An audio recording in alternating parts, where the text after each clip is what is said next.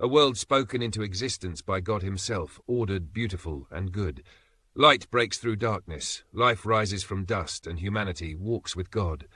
But it doesn't last, because the first time God says enough, it isn't spoken in anger, it's spoken in response to rebellion.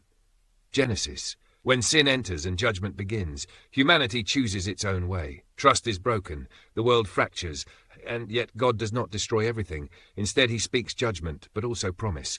A curse falls, but so does hope, a future offspring who will crush evil at its root. The story could have ended there, but God says, in effect, not yet.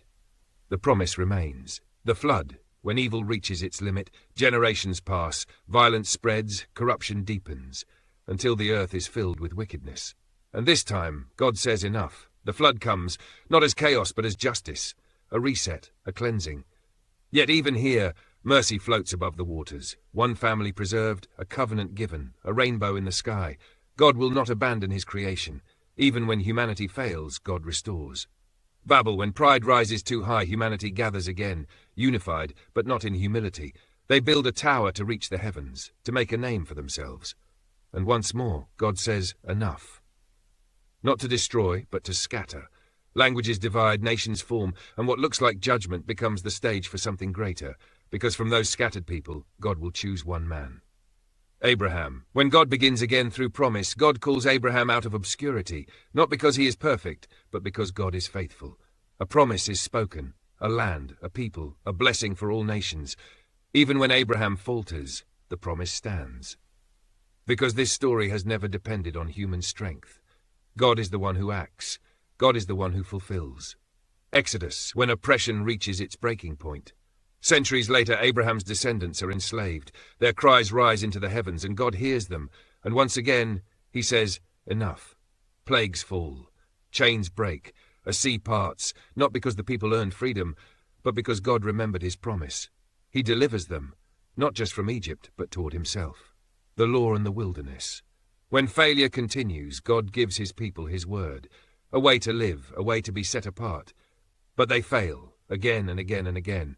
And though judgment comes, so does mercy, provision in the desert, forgiveness after rebellion, because even here God is not finished, the promise still stands. The kings. When power corrupts, Israel demands a king, and God allows it. Some lead well, many do not. Idolatry spreads, justice collapses, and eventually, God says enough. The kingdom divides, enemies rise, exile begins. It feels like the end, but it isn't. Because even in exile, God speaks through prophets, the prophets. When judgment carries a promise, the prophets warn, they call, they plead, turn back. But when the people refuse, judgment comes. Still, woven into every warning is hope. A coming king, a suffering servant, a new covenant. A day when hearts will be changed, not just behavior. This points forward to something greater. The silence. When God seems quiet, then silence.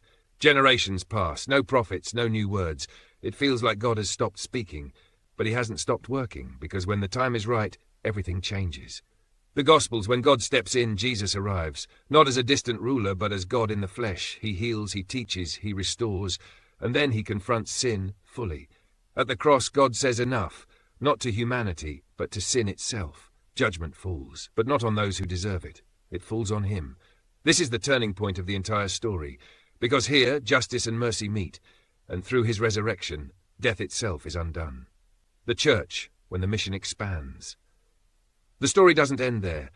Jesus sends his followers into the world, not to conquer, but to proclaim forgiveness, grace, new life.